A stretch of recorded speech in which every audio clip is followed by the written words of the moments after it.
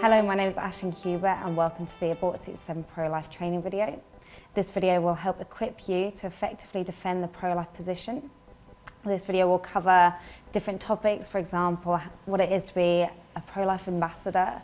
We will look at arguments surrounding abortion, and I'll teach you how to effectively dismantle them using analogies and comparisons. We will look at when life begins and how to effectively portray that in a discussion out on the streets as well. And we'll just go through various scenarios surrounding the abortion debate as well. So the first topic, what it is to be an effective pro-life ambassador. Number one, we need to have knowledge. So we need to have an informed mind. We needn't be doctors of science, but we need to know what abortion is, and we need to know the truth of abortion. We need to be able to communicate it effectively, and we need to know the statistics as well surrounding abortion. The second is wisdom. We need to have an artful way of communicating our message. So using comparisons, stories, analogies. We need to recognise who our audience is and communicate to them in the language most appropriate. And also character. Though being uncompromisingly honest, we need to be completely compassionate and recognise who we're talking to as well. So what are the preborn? Let's draw ourselves a timeline. Let's have a 20-year-old one end, 20 years beforehand at the moment of birth, and then 9 months prior to that at fertilisation. What do we know about you from the moment of fertilisation? Well, first thing, we know that you have a unique DNA, completely distinct to that of your mother and your father. From the moment of fertilisation, your eye colour is determined, your gender is determined, everything about you is already known from the moment of fertilisation. You just need time to develop. The second thing we know about you is that you are alive. We know that living things cannot come from dead things, therefore you have to be alive. There was a once known theory of spontaneous generation where people believed that flies grew from dead meat, but now that's a disproved theory and we realise it's impossible for living things to come from dead things. So we know that from the moment of fertilisation you are alive. The third thing we know is that you are a whole human being. You're not a human part like a fingernail or a thumbnail, or it's not like cutting off a toenail when you have an abortion, as sometimes you'll come across in arguments. We know that you're a whole human being. So when we differentiate between cells, we look at two things. We look at their composition and their behaviour. When we look at a sperm cell, it's composed of 23 chromosomes, and its behaviour is simply to fertilise an egg. If you left it by itself, it wouldn't do anything. It wouldn't continue to grow and develop. It will always remain a sperm cell. When you look at an egg cell, it's composed of 23 chromosomes, and its behaviour is simply to be fertilised. That's it. If you left it by itself, again, it would not continue to grow and develop. So when you come across arguments where people say, what's the difference between killing a sperm cell, what's the difference between killing an egg cell, you can say, well, they are human parts. But at the moment of fertilisation, you have a unique whole human being. If you left the fertilised egg by itself, it would continue to grow and develop into a more adult, mature version of itself. And the last thing we know about you is that you are human. You have human parents, therefore that makes you a human being. And the law of biogenesis states that living things reproduce after their own kind. So we know you have a unique DNA, we know that you are alive, for if something's growing, isn't it alive? We know that you are whole, and we know that you are human. Now, if you are all of these, what else do you need to get human rights? Shouldn't we simply have human rights because we are human? Okay, so that's what everything will boil down to at the end, and I'll teach you about how to argue that later on in the presentation. Okay, so there are 4 factors as well that differentiate between you as a fetus inside your mother's womb and when you're outside your mother's womb. So we'll look at those now. So the first one is size. When you're inside your mother's womb, you're obviously smaller than you are outside your mother's womb, and this will increase from the moment of fertilisation to birth. Level of development. You are less developed inside your mother's womb, but given enough time, you'll continue to grow and develop into a more mature and adult version of yourself. And this will continue to increase over time. Also, your environment, well, this changes inside the womb, moving down the fallopian tube, down into the uterus, your environment changes. And last but not least, your dependency. Well, your level of dependency on your mother, it decreases as time passes. So these are the 4 things that are different between a preborn child and a born child. So now let's look at the time between birth and 20 years old. these same 4 differences also change. So from the moment of birth size, you continue to grow to when you become a 20-year-old or further. Your level of development continues to increase, your environment continues to change, and your dependency continues to decrease. However, after birth, we say that these differences don't matter when it comes to our value. We're human and these things aren't relevant when it comes to us getting the right to life.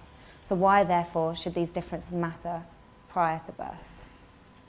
And if we simply look at it, why are the preborn smaller, less developed, and more dependent? It's simply because they are younger. When is it ever okay for someone older to kill someone who is younger? Isn't that age discrimination? When we look at the Latin root of the term fetus, it actually means little one. Fetus is a reference of age, how old you are, not what you are. So in the same way you'd say someone is an adult human being, you've got a toddler human being, and you have a fetus human being. Fetus describing how old the human is.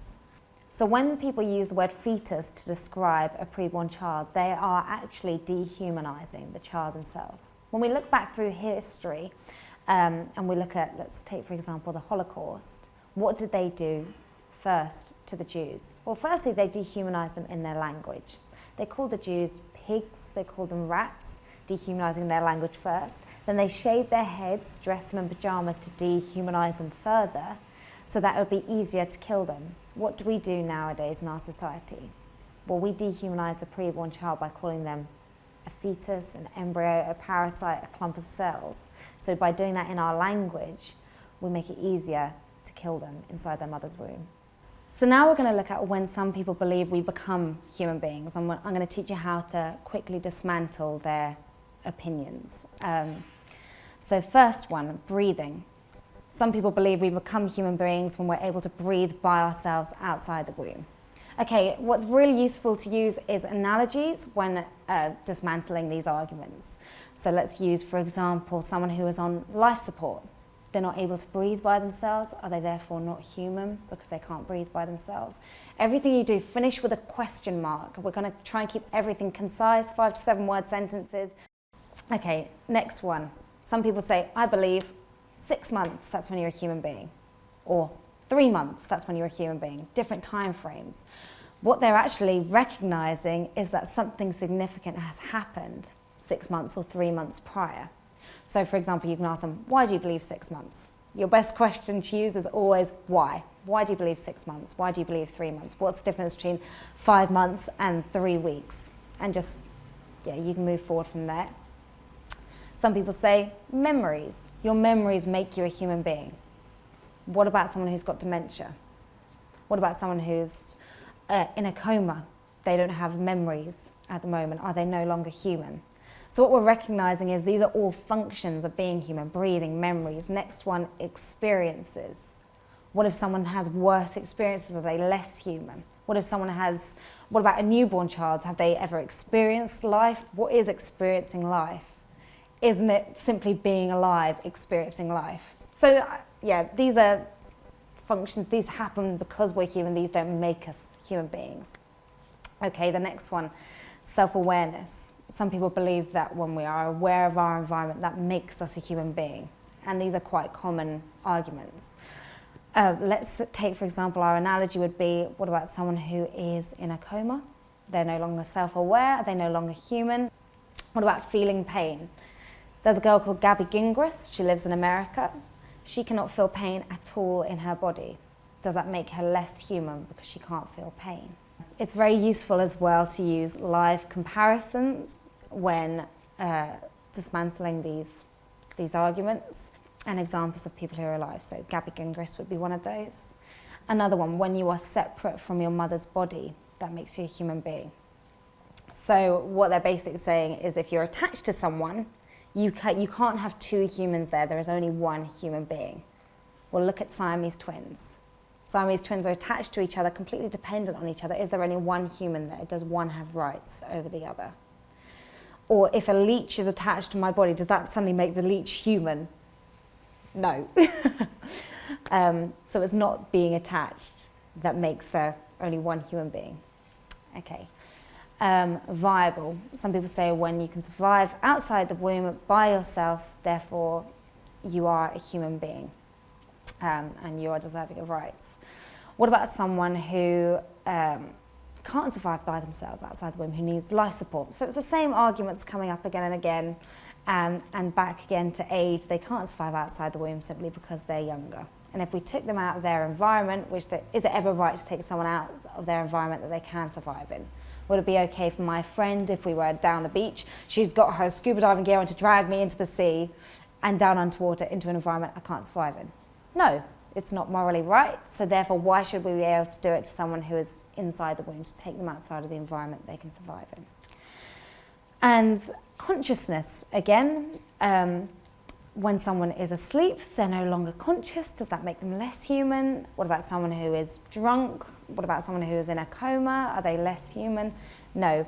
Last one, personality. Newborns. Do they have a personality? My dog has a personality. My cat has a personality. Does that make them human?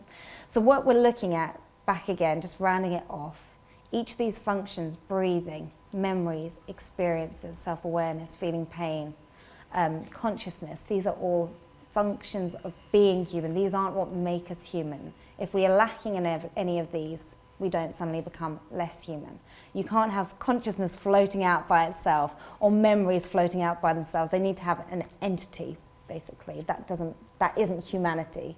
Now, how to formulate an argument when you're talking with someone on the streets. Firstly, always have open-ended questions. So when you're starting, ask, what do you think about abortion? Don't say, do you think abortion's wrong? Because they'll say yes, no, and walk off. So what do you think about abortion? Your favourite question is always going to be why. If you don't know what they mean, but if someone says sentient makes you human, get them to describe what that is.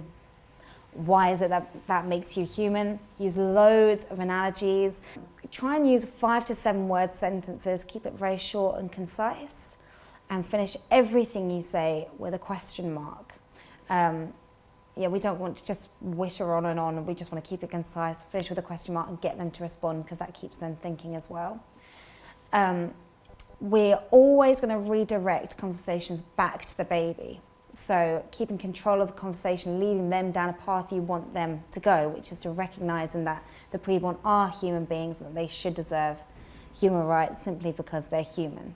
So you want to keep them down that track, and they're going to try and take you off into the woods. So they'll want to talk about overpopulation, keep you on there, or they'll want to talk about contraception, keep you on there, or on a completely different subject. But your role is to bring it back to the baby every time.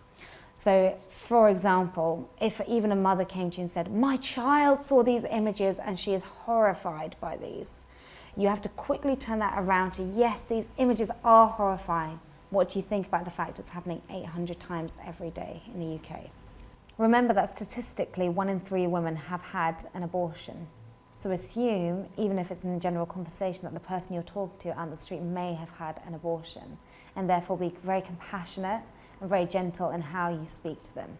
Now, if a man or a woman says to you, I've had an abortion, and you don't know what to do, remember that you are not actually a counsellor and you're not a doctor, but you can offer them some support and some advice. We have literature that your team leader, your outreach leader will have for you to give to people who've had an abortion to help bring them to a place of healing and recovery from their abortion experience. Don't defend your position. For example, if someone comes and attacks you, don't go on the defense of saying, oh, I'm so sorry that you saw these images, and we really didn't want you to see them, I'm so sorry your child. Don't try and get defensive about it, but deflect always back onto the child.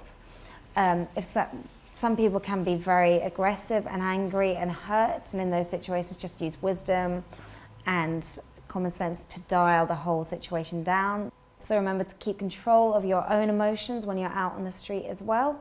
Use the images as a tool as well. So continually point to the images if they're with you out on the street. What about this child? Whose body is this? They are a great tool for using out on the streets. Be friendly, be polite in conversation. If you have a big group of people, you can say I only have 2 ears and 1 mouth, 1 person at a time if you're talking to large groups. And remember that the track you're leading them down is to human rights.